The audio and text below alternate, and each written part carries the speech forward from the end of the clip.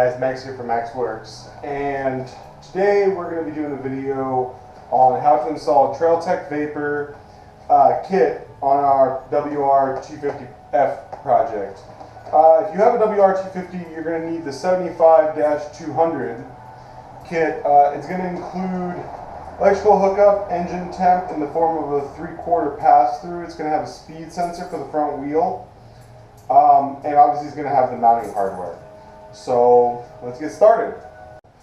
So here's just a quick unboxing before we get started on the bike. So when you open it up, you have your Trailtech Vapor unit itself. It's got a screen protector on it, batteries back here reset, and you got 4 wires. They're 2 identical ones. One's for power, one's for the tach. And then these 2, this one's going to be for your coolant and for your speed sensor.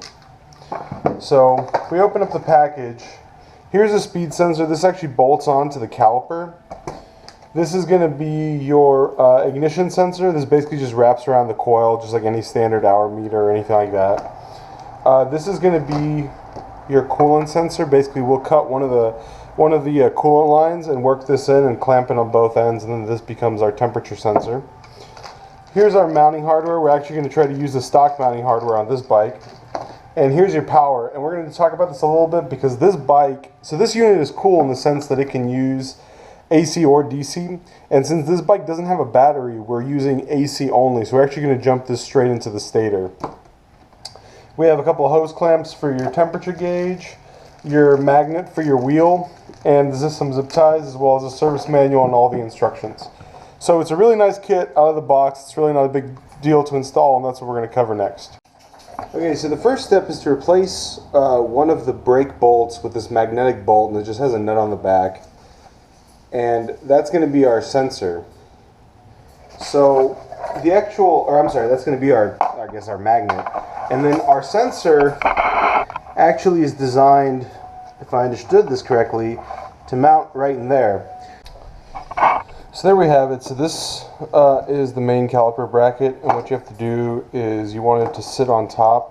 So this actually sits from the back side, and this part is attached to the, or faces the rotor, and that's where the magnet is. So when the magnet runs by it all the time, it's going to register speed on the gauge.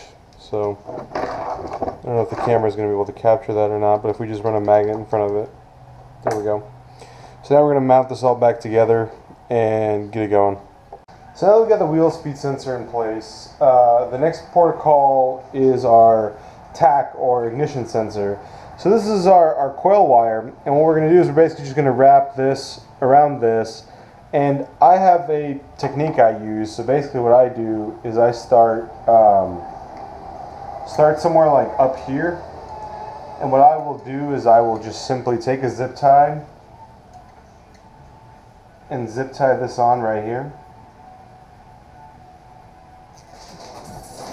around the thick black part right there that's protected on the wire. And at this point I will just start wrapping this as tightly as I can around the ignition lead, and then I'll zip tie it on the other end, and then we'll encase it in electrician's tape, so that we can have a nice sealed, well done tach sensor. And there we have it. Now we can just run the wire up to the head unit like we normally would, and we'll be good to go. So the next step is to install the thermostat or temperature sensor, and there's a couple of different places you can install it on the bike. Normally I like to have it basically post-engine, so I'm getting the hottest reading, but on this bike, actually coming back down to the engine right here, this is just too good of a location to pass up, too easy of a location. So we can actually just install this right here and then run the wire straight up to our head unit. One obvious thing to point out is there is coolant in these lines, and as a result you're going to need a bucket to drain it all out. But because since we're using this return line, there's not a whole ton of coolant, and all I did was I tilted this down and drained it out. So this entire vertical surface is now empty. So we can just install our coolant temperature sensor in there. And there we go, there it is installed.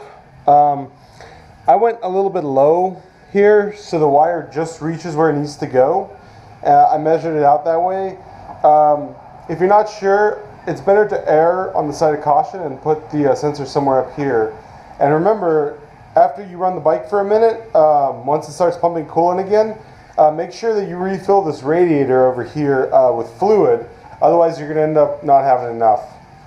So the final step is power, and on this black plug that goes to the CDI, this is actually power from the stator, and then this is ground from the stator. So we're actually going to use a small jeweler's screwdriver to remove these plugs out.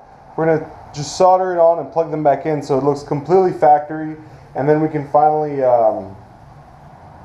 install the actual head unit itself and clean up our wires.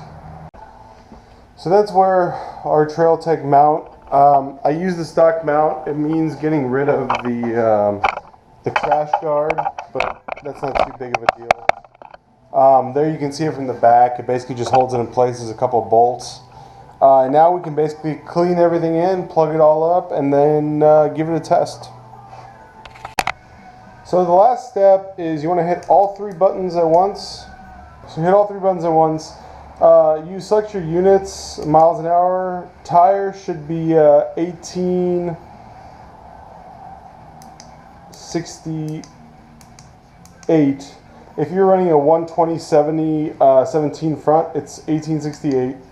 You can choose 24-hour, 12-hour. Set your time. PVG should be 1. Pulse 0. Units, you can choose Fahrenheit or Celsius based on your preference. High, I usually set 200, and danger, I set at 220. Shift, I have it at 7 and 8,000, but you can set it to wherever you want. And that's it. You're done.